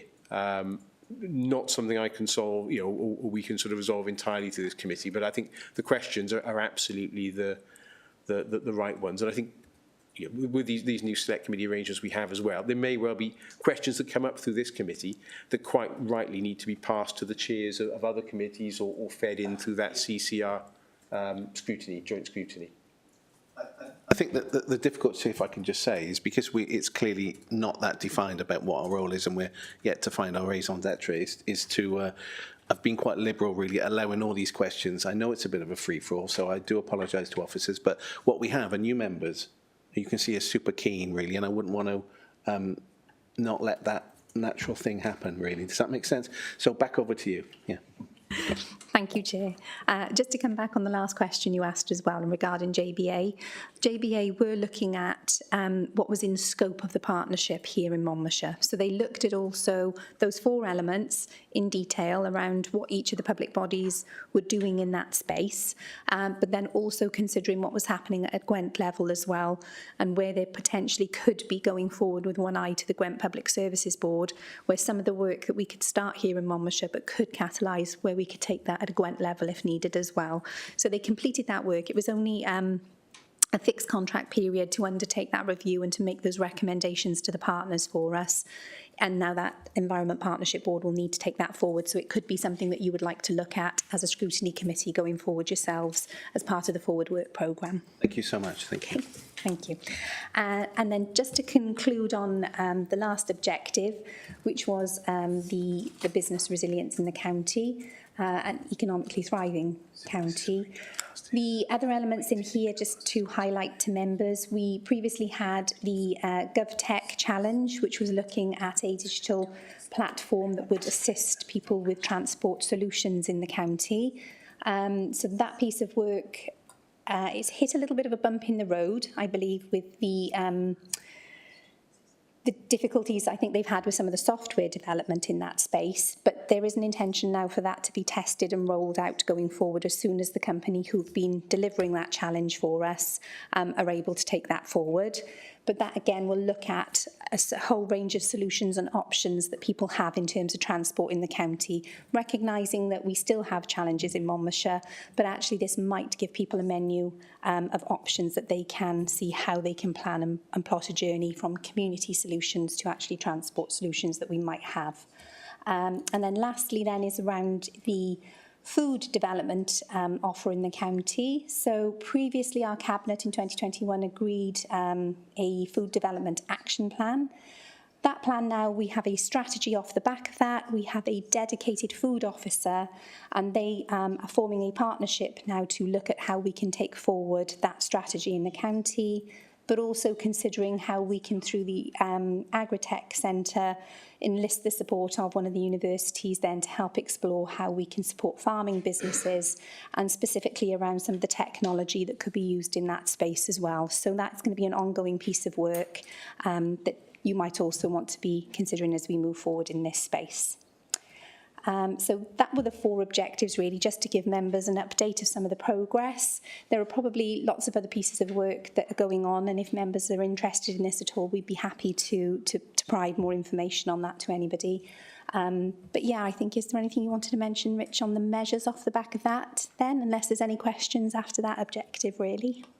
Are there any other questions? No? Jill? My question was around the town and community councils. Is that we're not discussing that yet? The Town and Community Council information, we've popped that into the template for you. I could take members through that, but really there's a lot of information in there if you'd like to have a look at that. Or no, I don't need it. No. Okay. Thank you. I just got a question, please. There's some wonderful things going on, along with all the other things in this report. Absolutely brilliant activities. I wondered how, and there's some wonderful in some of them, there's a lot more than others. For example, Abergavenny and another Chepstow particularly. And I wondered if how the groups share with each other and share best practice. Have we got any input to that? And also I noticed Megan and Andy weren't there. And also I wonder why the order with which we look at each of the councils, why it changes, you know, because alphabetically it would be Abergavenny, Chepstow, Caldecott, Monmouth, whatever. Or if you looked at, if you looked at size, it'd be Abergavenny, Caldecott, Chepstow anyway. It would be Abergavenny, you know, it'd be different. So I just wondered what the order with which we do it, why it's done that way, and why, for example, Megan and Andy, possibly I couldn't see any there. Thank you, Jill. Thank you. And best practice. Thank you. Thank you, Councillor.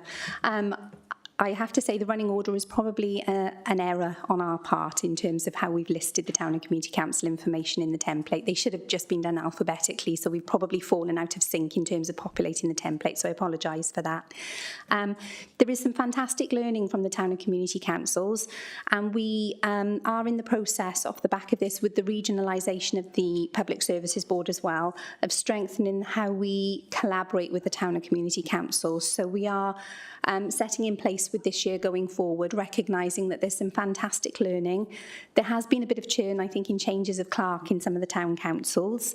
So what we're trying to do is to try and get that consistency, that sharing of information, but also strengthening now the Town and Community Council's role off the back of the Regional Public Services Board in this world. So we are establishing quarterly meetings with them going forward. They will be collaborative, and they will also look at then, as you say, sharing best practice, where we've had challenges, and potentially where town and community councils feel they need a bit more information. They maybe don't feel they're getting a flow through of communication in a way that's useful to them. And if that's the case, we want to ensure that that doesn't happen going forward, and that they are kept fully informed, because we do recognise the regionalisation of this agenda can make make it feel quite remote for town and community councils in this space. So that's some of the work that we are putting in place with them to ensure that there's collaboration. There is lots of stuff that they choose to report against the plan. So they're required to report against how they've delivered against our objectives. But the work really is under their autonomy, and they do their best then to look to align that to the needs in the county and what we're trying to drive forward. Mega and Undy are not under the duties of the legislation to report against this plan. So it's only the 4 town councils that are required under the Wellbeing of Future Generations Act currently. But that being said, we do still link with them in the partnership space. They are very valid members in our community. So we do keep those relationships going with all of the town and community councils, in addition to those who are under the duties of the legislation. Yeah, if I just add to that, Jennifer, the reason being there is a financial threshold as to being caught by the Act. Because if you imagine the pressure this would place on something like a small community council, it would be quite significant. So it's councils, town and community councils with a turnover of £100,000 a year or above are caught by the Act, I think, is the reason. Thank you. Thank you, Jill. Any supplementaries? Any other members got any questions? I'm mindful that we've had quite a lot of information there. I kind of didn't want to prevent you, but now if there's anything, I know Jill's got another supplementary question. Sorry, I'm sorry. This is not supplementary. This is about from page 46 onwards. So how are we doing?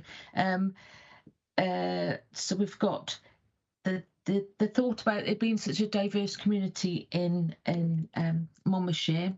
So I wonder if an average, and quoting an average is a useful quantity or a useful thing to see. Would it be possibly to have a range or a median or something other than an average? I guess it's an average. I couldn't really see. And then, for example, for the NOx or the NO2, the average, where is that? Have we got a best, a worst? Where is that situated? And then I noticed that we're down on the places to live. Wonder why that is. And also, is there, like page 54, is it areas for improvement? Have we got somewhere for learning from this? Have we got at the end of, I would think, a learning and action list where we're going to focus next, please? Thank you very much. Then I'm done. Honest. Are you sure that's it now, Jill? There are no supplementaries or couch questions. That's it, right? Promise me. Chair, yeah, sorry, Chair. I was just going to say at the end of my piece there, I was going to hand over to Richard to take us through the measures piece now. So, Richard, if you want to pick up those. Okay, Chair, then I'll probably start by answering those questions and give a bit of context as well as we go.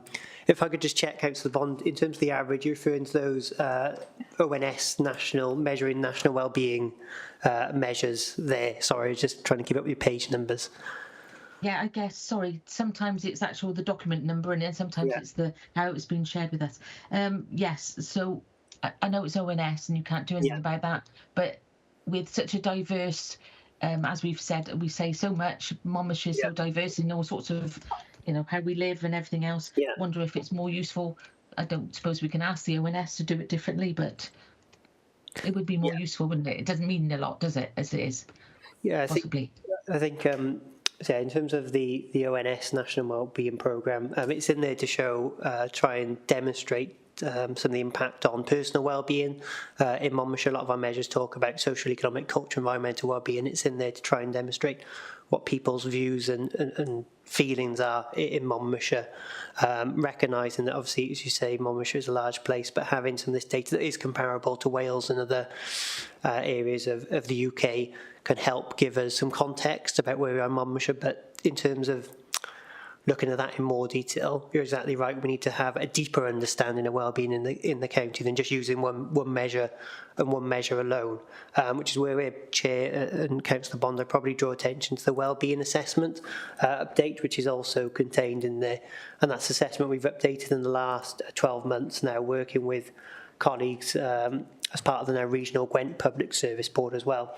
So it's quite a comprehensive assessment looking at social, economic, environmental, cultural well-being within Gwent, within Monmouthshire, and it also actually breaks Monmouthshire down into five 5 areas as well, which are listed in the report. Now, the varying level of data and evidence at that local level is not as comprehensive as is available at a Monmouthshire level. Nonetheless, we also undertook an engagement exercise as well as looking at policy research, data and evidence. We did undertake an engagement exercise to ask people and our residents in those areas what was good about their place and what can make it better as well. So in terms of, as you rightly say, to understand that deeper understanding of well-being at a Monmouthshire level and also at a more localised level within it, hopefully that assessment will help the committee understand some of those areas of strengths, which it does recognise in that report, but also some of the areas that need development as well. And I know that came to the this committee before the election, so hopefully if members haven't already, that's worth looking at. And also just pick up your point around sort of conclusions and next steps from the data as well. That assessment is going to be used to inform, as Sharon's already described, the formation of the next wellbeing plan, both at a Gwent level, but also it'll inform some of our local areas of activity as well. And within that, there's a lot of information here. I appreciate we've tried to produce a summary as well, but within that, we've identified some key emerging issues coming out of that, and that identifies, as I've said, some areas of strengths we can build on, but also some areas where things need to be perhaps developed, changed, or improved as well. So in terms of where the next steps may come from, hopefully within that document that'll give you a good guide as to some of the areas that are now being considered to inform the wellbeing plan going forward off the back of this. So hopefully that helps set that in context. Thank you. Penny, if you'd like to come in, please. Sorry, it was a comment about percentages, but surely you're fitting in there with the national, for instance, the National Survey for Wales. Is that done in percentages, and a Department for Environment, Food and Rural Affairs, and we must keep online with that? Is that a reason for percentages only? Yes, in those cases, those are produced by, we don't run them ourselves. Yeah. We're using data run by National Survey for Wales, a Welsh Government-run survey, and obviously we mentioned Department for Energy Statistics as well. So we're just using the data that's available to us.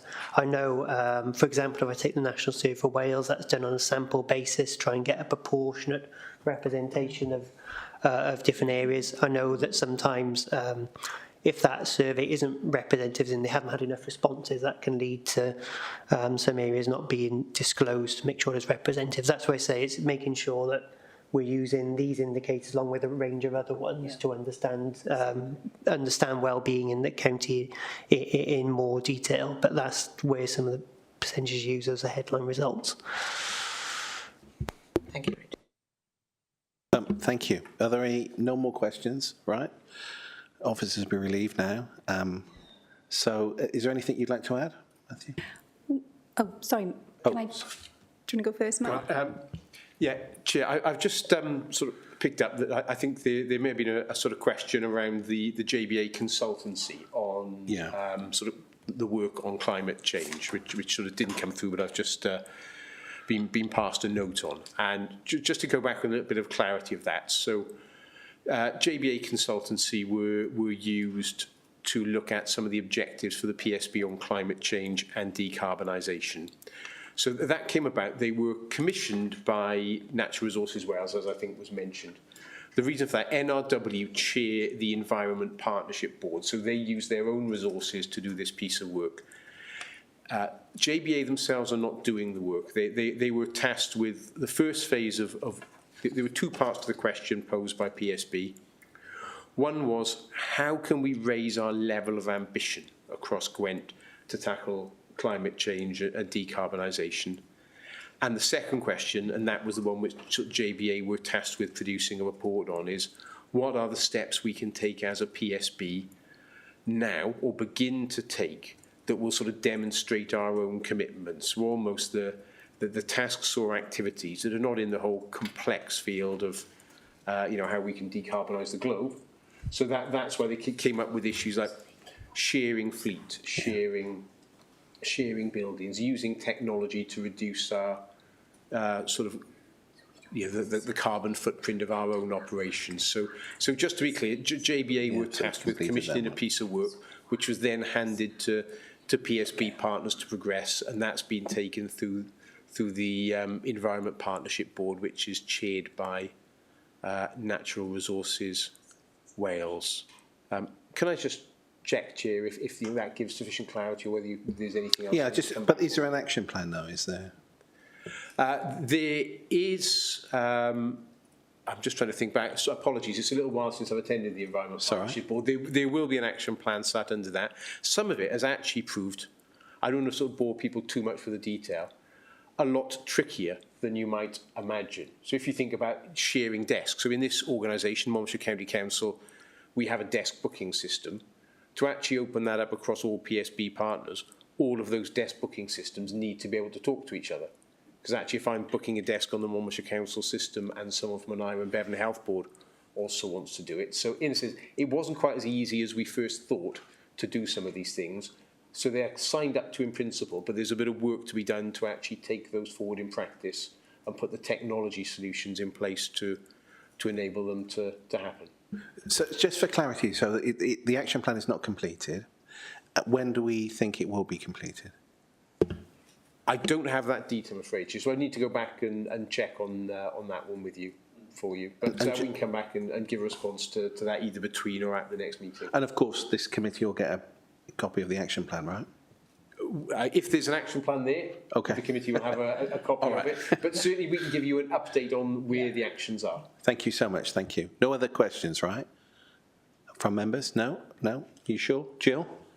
Nothing tucked away there. Right, number 8 on the agenda. Moving on, if everybody's happy with that. It's forward work programme, to consider the forward work programme report and identify areas for future scrutiny. And in doing so, to agree a draft forward work plan. Now, I'm going to introduce Hazel to this, and I'm quite. This is the bit that you've all come for, right? This is the bit at the end that you've sat around and waited for. I'm going to let you speak on this. I'm going to let Hazel speak, and I'm going to let you guys tell me what you want. Okay, so I'm just going to do a short introduction on what the report's for. All of the scrutiny committees in Monmouthshire have to set a work programme. You have to do that annually, and that's a legislative requirement, local government Wales measure. We also have to publish it so that the public know what we're doing and that they can then suggest items for scrutiny. So the purpose of it really is to make sure that we've got a planned approach so that we can maximise the effectiveness of our capacity within the timescale that we've got. So you'll see that in the appendix to this report, Appendix 1, we've actually got a sort of criteria that helps you work out whether something's worth scrutinising. So basically it sets a series of questions to you so that you can think, well, is there added value in us scrutinising this? Will we make an impact? Or, you know, is anybody else doing it so that we don't duplicate work? So I'm sure you've read this already. I don't propose to talk through the whole report, but the key points really are to maximise your effectiveness and demonstrate added value to the council's decision making. You really need to be very careful prioritising topics for scrutiny, because there's 2 elements to scrutiny. There's overview and there's scrutiny. An overview is, in my view, having a large sort of oversight of an enormous amount of work, perhaps not going into great depth on it, whereas scrutiny is being aware that there's a large amount of work and then perhaps choosing specific items where you feel you could, you know, make a difference. So that's sort of the premise really that you need to think about. Do you want to have just oversight of lots of things, or would you prefer to take some things and go into depth on them and actually make quite an impact? So your role is quite different to the other scrutiny committees. You've got 2 policy committees. You've got a performance committee which does the hold into account of the executive, but your committee does both policy development. You're engaged in early sort of policy development, but also external challenge, so challenge to external service providers. We've talked about the fact that we can't obligate them to attend scrutiny, but when we invite them to attend, I've not had an instance where a partner hasn't agreed to come to a scrutiny committee, and that's your accountability role. So you're required to set this work programme. You don't have to set a work programme for the whole year in stone. You could just start off with a few issues that you think are worthwhile, topics that you feel you'd like to look at in the first instance, and you can build other things in. We do have to factor in these statutory sort of requirements, like today, the wellbeing reports, the annual report. You'll be looking at the assessment that the public service work will need to fit in, but there's a large amount of time and flexibility for you to scrutinise what you'd like to. And when I say large amount of time, I mean you've got sort of 7 meetings a year.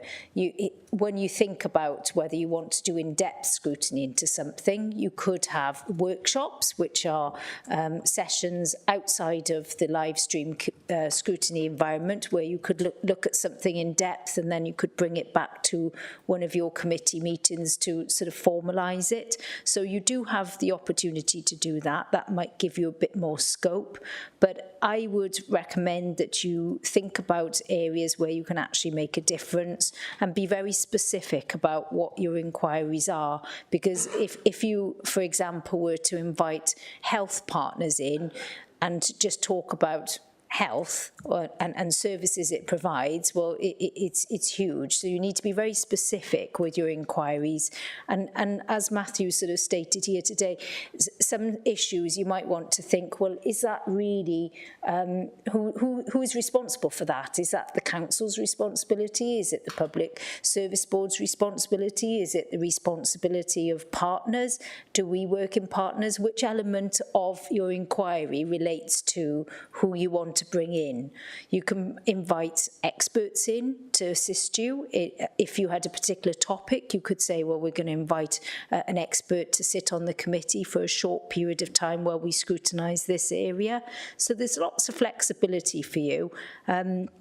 But I would draw your attention to that appendix, which helps you sort of test whether the items that you're thinking about, you know, were they hobby horse subjects, or are they areas where you can actually make a difference. I don't propose to say any more than that, Chair. It's for members to set their work programme. It's not for officers to determine what you scrutinise. It's for you as a committee to set and agree your work programme based on what you would choose to include. I think that's an excellent way of introducing it. I mean, I'm mindful as well, again, I keep saying this, that the members, we've got a lot of new members, they've never been councillors before, and are probably still trying to understand, as certainly when I started on the council, if I'm honest with you, it took me at least 2 years to really properly understand what the local authority was about. So with that in mind, I'm going to ask then someone who is probably arguably more experienced in a shorter period of time, Penny, who was the former cabinet member with a huge portfolio, to speak on why we should focus with the. So what I wanted to say is that we've got a limited time. We've got a year to look at, you know, whatever you want to look at. And we're not going to be able to, with the meetings that we have and the time we have, to look at a broad array of things. I said this earlier in the pre-meeting. So I was hoping to build some kind of consensus early on about what we were going to look at and then focus in on it, because otherwise, you know, what I'm worried about is this place is famous for it, is wasting a lot of time over a long period of time.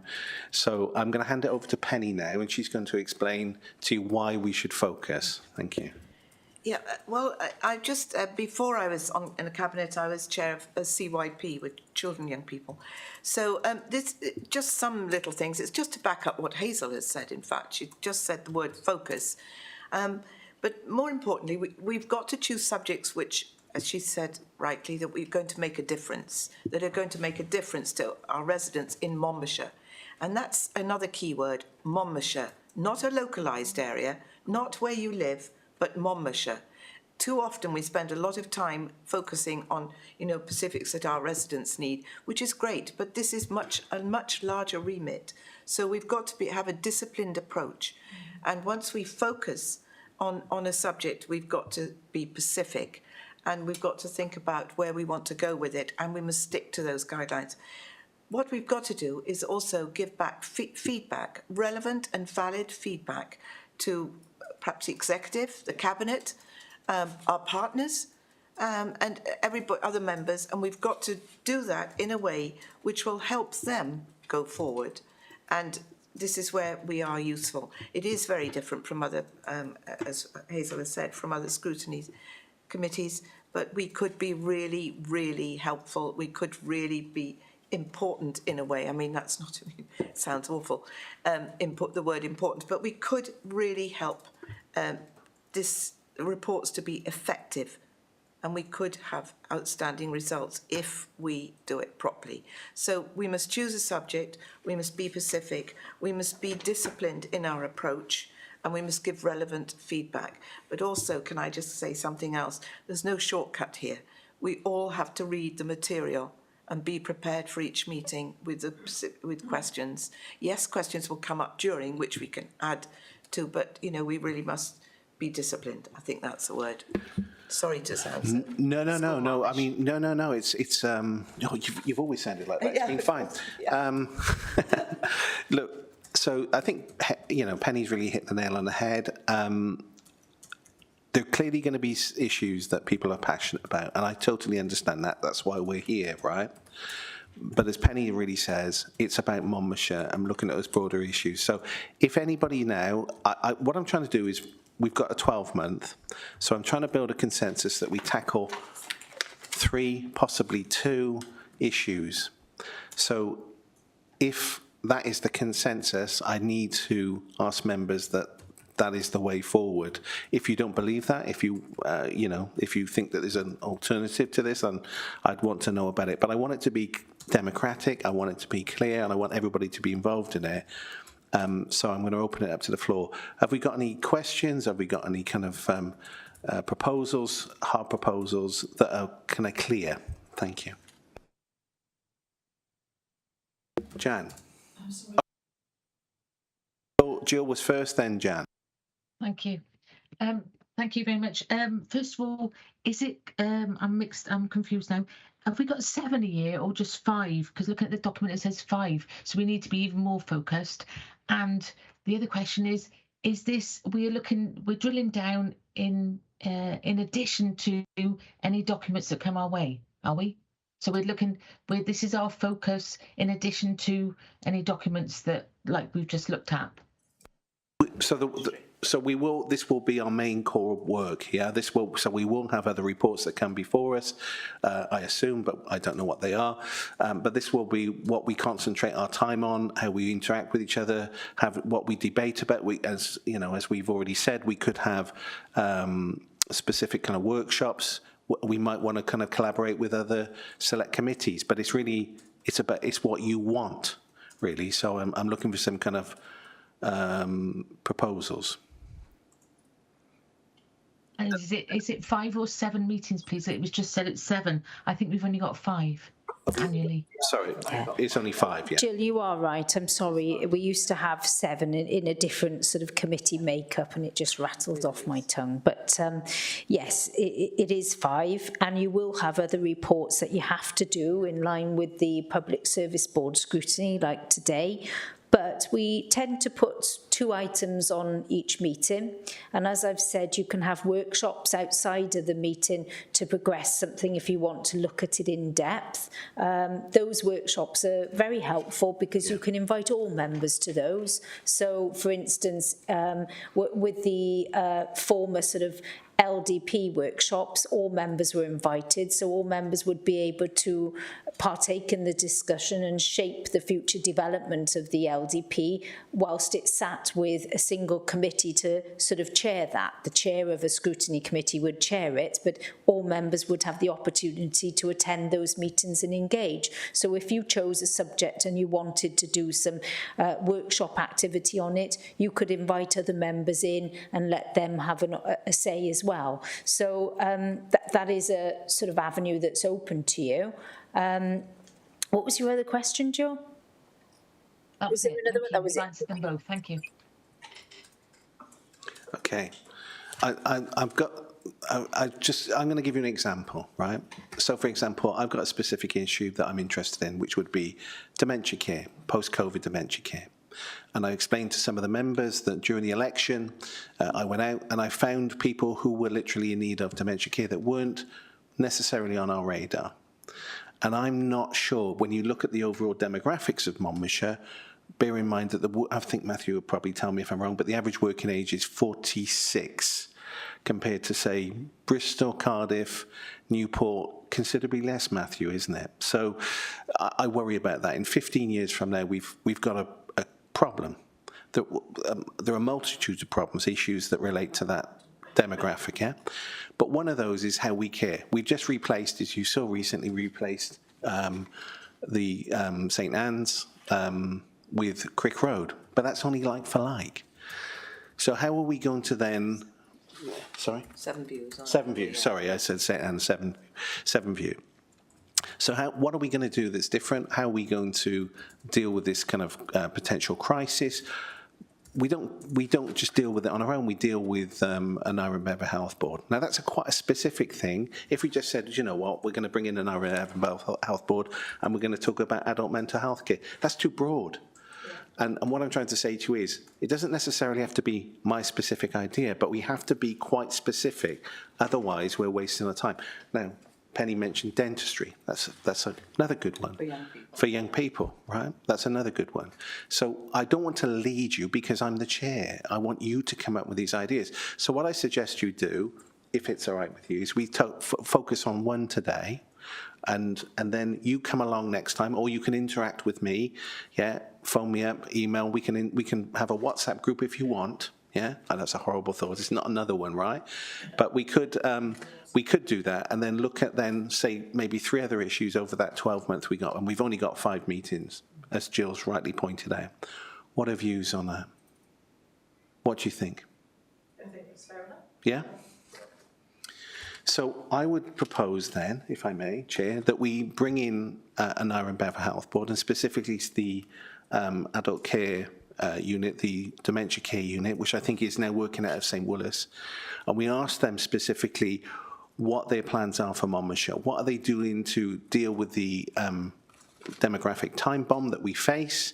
What are they doing to advance care for those people? What are they doing to reach out to those communities? And we bring in our own officers who work in tandem with them, and we ask them, what changes are we going to see? What new things are they looking to do as a starting point? How do we feel about that? Chair, can I come in? Yes, sure. Sorry, well, first of all, Monmouthshire is on the forefront of this, Yeah. with the Raglan project and other areas. So I would suggest alongside an Iron Bev, you have what Monmouthshire is already doing and how they're progressing. Through other projects that they're doing, and then how can we help? How can we get this through to it's a PSB for 5 regions, isn't it? 5 regions, did we say? Yeah, 5 local authorities. We've got to, try and incorporate, haven't we? 5 regions. Yeah. For scrutiny. Yeah. So I don't know, but what I would say is, as well as the ABU, we also use Monmouthshire. And what they're doing now and how it's formulated, where we could go from there and how we could progress. Okay, I think that's an excellent idea, yeah. Has anybody else got any other views on this? Is there support for that? Is there consensus in the meeting? I need to see something positive from, so I've put a proposal forward. I think you backed that up, but then see, you've got the chair and the vice chair doing this, and that makes me feel a little bit uncomfortable, so I want it to be a little bit more organic. Thank you. I would support that, or second it, whichever you require. I would too, Chair, for the simple reason the rest of us are novices. You pair have a bit more experience than us, and I'd probably just throw something at you that's so wide that we'd never be able to bridge it. So I'm quite pleased that you're taking the steer on this, Chair. It gives us an idea of the type of things that we should be looking at, and I think that's important. That you show us that leadership in the beginning, so that we are able to familiarise ourselves with what is expected of us. So I think that's important. Thank you, Chair. Okay. I'd like to hear from Steve and Jill about this, whether they think that's a kind of a good first step forward as an issue to tackle. Yeah, well, I think it's a good one, Chair. The other one I was going to add, if we're going to have Niall Bevan here, is the COVID vaccination programme and why people have been having to travel to Pontypool from Monmouth, and there's an issue there that fits in with the criteria on the plan. Is, you know, we've got a local issue that's caused a lot of concern. There was a drop in at Mono Vale, but it was very poorly publicised on Twitter, and not a lot of elderly residents who it's directed at wouldn't have been able to attend because they don't do Twitter. So what are they going to do for the autumn and winter vaccination programme to make sure that people can get to a vaccination centre that's not Newport or Pontypool? And that would be an issue that's caused a lot of concern in Monmouth particularly, and also the surrounding areas. People having to travel, and elderly people have made the effort to get there, but that's because they value the vaccination programme. And so the figures might be good for attendance, but, you know, it's making them travel long distances, and that's something I'd want to ask Niall Bevan. What are they going to do about the eastern part of Monmouthshire? Thank you. That sounds great, Steve. That's a looks like a proposal. Jill. Totally agree. Brilliant idea to lead with that. Wondered if the mental health impact, I don't know whether you covered that when you were, or we meant to include that, the mental health for older people and particularly young people from COVID, the mental health issues. Throwing another one in the ring, if you've got now in Bevan Health, got dentistry. I'm particularly interested, as I say, post-COVID mental health for everyone, but also the schools culture and the environmental, because that's our, along with what you're saying about we've got an existential threat to the climate, and we need to help encourage young people to be more ecologically focused, along with the fact that we've got ageing population and the items you've brought up. Thank you. Totally agree. Okay, so I think, I'm not sure did we include your dentistry? I'm not really sure. I don't want to. So we've got 5, and we need to narrow that down to 3. Yeah. Sorry, Jan, I do apologise. Sorry. So I've got one as well, I'm sorry, because we're looking for forward work, so I might as well bring it up. It's come to my attention that Stagecoach are actually reviewing all their services in the, I suppose we call it the Cardiff region, capital region, yeah? Although my understanding is for transport, the rail network is not in the Cardiff capital region. Am I right in that? I don't know. Anyway, so it's my question, what I'd like to bring forward is that where are we with that? I'd like to know from Stagecoach what exactly is happening, particularly in relation to, you know, getting people to work and from work, because through COVID, a lot of the services were finishing so much earlier, people actually couldn't use public transport or the bus service to actually access their work. And, you know, post-COVID are we going to see improvements in that? You know, I'd really like to delve deep into exactly what Stagecoach in particular are proposing for our region. Okay, I think that's a really good one. Yeah, I really do, and I think it's something that you could then potentially set up a subcommittee on and go off and do some work, right? With, I don't know, some other members. We are left with a scenario though where if our focus is agreed 3, we now have. Well, can I just say, I put down education there because Jill was talking about mental health, young people, and perhaps to make it more specific, we could say in education, effects in education, have the education department coming in. That's everywhere, because that is, you know, a real concern, isn't it, at the moment? Okay. So, you know, I was combining 2 there. So okay, but so we're now in a scenario where, and of course it's only my suggestion that we focus on 3. So we've got 6, so we need to whittle those down really to. Yes. Could you put them on a blackboard or something? Could you put them somewhere so we can see the I haven't got a blackboard. I don't no, not you personally, but the facilities on here, you should be able to have a whiteboard or something. Can you not on? You can on Teams, can't you? So we can see what they are. I'll put them in the chat for you. That would be lovely. Thank you. Other things you might want to think about is different ways that you could achieve some of these things. So, for example, Councillor Garrett's inquiry about the COVID vaccinations. I mean, that needs quite a timely sort of action. Rather than waiting until September. What you could do is the chair could write a letter perhaps to the chief exec of the health board, just asking for clarification as to how they're going to roll that out, and just pointing out the points that you've raised, Councillor Garrett. So we could deal with that one in that way. You might feel that some of the other things you could put on the back burner. You don't have to say, well, you could say, well, we're going to focus on 3, and on the rolling work programme, just list those things as and when you've got time. So it's about prioritisation, I would say. I'll try and remember them and put them in the chat bar now. Steve, are you sufficiently happy with that? I don't want to feel that you're not, your proposal isn't any less important than the others, really. So. No, not at all. No, I mean, we've written as like from Monmouth candidates. We wrote to the health board and flagged up the issue with, making people travel across the Pontypool. So, we're hoping that in the autumn they are going to be more pragmatic and actually publicise and contact people directly, like they did in the first 3 vaccination programmes where GP surgeries were involved. And well, what if we just do that then, and then we wait for their response, and then we can always bring it back, and then respond effectively on what they say. Penny's obviously been very good and said that she's going to withdraw the dentistry. Well, it can go on the back burner. It can go on the back burner. Yeah, sorry, I apologise. So we're down to, what are we down to, Penny? We're down there's dementia, COVID vaccination, the travel thing which you just mentioned. So we've got dementia, mental health, and it's I was talking to you. And mental health, especially perhaps in relation to young people. I don't know, and stagecoach, which I think is another. Okay, so I like the stagecoach one. I think that was an important one. I was my suggestion about the mental health was to go along with the Naira and Bevan coming in. So we're talking about mental health for older people, linking into the dementia and people being isolated. Yeah. And so that was one part of yours, I was thinking.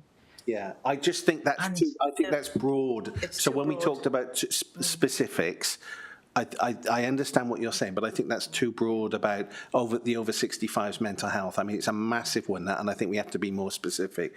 If other members disagree with me, then Dale, sorry, you wanted to come in. Yeah, thank you, Chair. I think the having education on the as one of our priorities then is quite important. Over the weekend I was reading a report that shows that attainment from children in less affluent backgrounds has not changed. If anything, it's slightly increased within Wales. So I think there's some work that needs to be done around the support that we're able to give those children that are failing to attain and close that gap. Dale, it's a different scrutiny committee.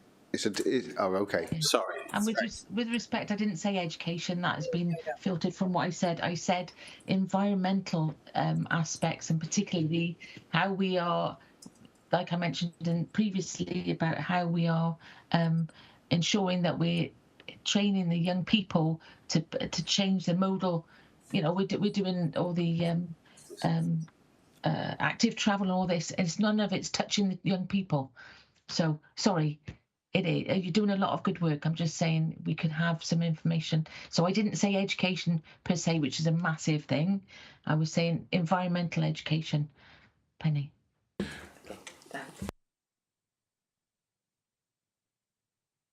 Yeah, I think that's quite. I think we need to make an inquiry really with the chief officer on that. I think that's quite broad, but then based on the response that we get from the chief officer, we could potentially bring that back. Yeah, Jill, and then look at the detail of what what the kind of response is. I don't want to appear to be unfair, Jill, but would you be satisfied with that to see what kind of response we had back? I'm concerned if education which is massive, was something we might have looked at, but environmental education we're not looking at, which is tiny. Which is, I don't understand the logic there, sorry. Yeah, we could inquire about it, but look, we need to push forward. I think we've got two outstanding ones. I think the stagecoach one is strong. And if anybody disagrees about the dementia one, that I think we can get those people, those people in, and we can facilitate those meetings relatively easy, depending on what the officers. If the officers tell me no, then I want to hear about it now. But if everybody's broadly in support of that, I'm mindful of the time as well. So would that be possible, officers? Yeah, I think, thank you, Chair. I think there's a mechanism by which you in this committee can utilise to be able to challenge on some of those things more broadly that you're looking at, to kind of understand and narrow that down through what is the regional partnership board structures that we have across Gwent. Under that board, they do have sub-boards that look at a lot of these themes that you're mentioning. So there's a carers board, there's a learning disabilities mental health board, children and families board. We have adults with complex needs. And then we also have a dementia board. So there's a number of boards that you could pull through if you wanted to understand how they're delivering on behalf of Monmouthshire, because it is a Gwent-wide board that delivers on behalf of Monmouthshire's needs and interests. And that could be done under that health inequality priority that we have in Monmouthshire at the moment for this remaining year, and what will become part of the Gwent PSB priority going forward as well. So there is a mechanism by which you can do that. There are boards that you can scrutinise in these areas, but I think it's important to look at this under the RPB lens, because a lot of the topics that you're talking about in the health and social care space are kind of under that structure, and it would be useful to navigate through that to ensure that this committee understands how they are delivering on behalf of the citizens of Monmouthshire around the interests that you have in that area. Thank you. Have you got? Sorry, Matthew. Yeah, have you got an opinion on it? Yeah, thanks, Chair. So, yeah, I think that sort of framing is important, and appreciate for members, and particularly new members, this is a really complex space. The regional partnership board that Sharon mentions, there's a whole session that we probably need to do with you on some of this stuff. So apologies for some of this. It is a complex field, but effectively it's a PSB for health and social care almost, isn't it? It's aligned to the PSB. And what that means is it isn't scrutinised elsewhere, and work under the regional partnership board could realistically and rightly be looked at and examined by that committee, and that gives you the framework to look at some of these sort of health issues which you're considering. The other one, just to mention that point of transport, I think absolutely key issue, just need to be conscious of not attributing it to one particular provider. So we don't have the ability to bring in or hold private sector providers to account, recognising. So I think that the topic, looking at a transport and partnership delivery of transport solutions, yeah, absolutely right. So I think we just need to look at and do a little bit of work offline to define the brief and the scope of what you want to do in that space. Okay, so I need to build some consensus. We've heard it from the officers. We could facilitate those two options. Just to start us off, is there consensus in this meeting? Can I see a show of hands, please? So just to recap, right, we're looking at the stagecoach, which Jan kindly brought forward. Transport, yeah, I do apologize. Sorry. And then obviously dementia and, how we facilitate that going forward. Is there consensus? Those are the two proposals on the floor. Can we have a vote on it, please? Yeah, everybody in agreement? I think one of the officers tried to vote as well. That's not allowed. Right. Thank you all. Chair, could we have some of the others on the back burner, the other things? Yeah, I think that's fine. So just to be clear, we've agreed the draft forward work programme. Everybody's satisfied with that? We can, yeah. Yeah. Yeah. Sorry. So with Jill's inquiry, we could write to the chief officer and then see what response we get, Jill, and we could add that to the work programme. We're not ruling it out. We're just effectively trying to move forward. Are you happy with that? Chief officer for what, sorry? For education. Oh, for the education one, not the mental health one. Okay. Well, it would also facilitate. They would be able to liaise with, and maybe then the officers can come back. Yeah? Is that okay? Yeah? Okay. Excellent. Thank you. Thank you very much for your cooperation on that, Jill. So we agreed with that, yeah? Everybody? Okay, right. Moving on. So we've identified that. Moving on to number 9, to confirm the minutes of the previous meeting held on the 8th of February. It's a very difficult thing to do because we weren't here. Well, I think Was I on it? Did I? Were you on it? Did you want to agree? No, I wasn't. No. Did I see my name on something? Anyway, I couldn't remember it, so I'm glad I wasn't. Do you want to say something? Well, look, I mean, I take some advice from the officers here because we're in a kind of bit of a sticky one, really, aren't we? Because I don't see how we can. I don't know how we can agree it if we weren't in attendance and we know nothing about it. But go on. Chair, what we've done with the other committees is we've tabled the minutes to the meetings, but we've said that the minutes have been sort of agreed to move forward, but that we've noted underneath that the members are completely different. So it's not that we were asking them to check the accuracy of them, because obviously they weren't on the committee, but they've got to be tabled somewhere, and so that they've been published, so to speak. All right. So do we agree in principle to that? I think we should just say noted. Noted. Thank you, Jill. Thank you for that. Okay, then they are noted. Thank you. Number 10 on the agenda, which is the final point. It's to agree the next meeting, which is Monday the 10th of October. Now, assuming that we don't get any feedback before then, but the officers are always on the game, so to speak. If there is any additional work that needs to be done or discussions about that work programme, we will have them in between, I promise you, if everybody's satisfied, so we'll be continue to communicate. I was only joking about the WhatsApp group, Jam, you don't necessarily have to do that. So if we agree that, then we will meet again on the 10th in principle on the 10th of October 22 at 2 p.m. Is everybody satisfied with that? Yeah? Thank you all for attending. You've all been really, really good and very patient, and I'm really impressed, if you can say, with your enthusiasm as well, especially you, Jill, super enthusiastic, and some great questions. Thank you all very much, and I hope you all stay very cool, go and have a drink, non-alcoholic, and have a good summer. Thank you very much. Thank you, Chair. Thank you, Vice Chair. Thank you, officers. Thank you, Chair. Thank you, everyone. Bye-bye. Thank you. Bye-bye.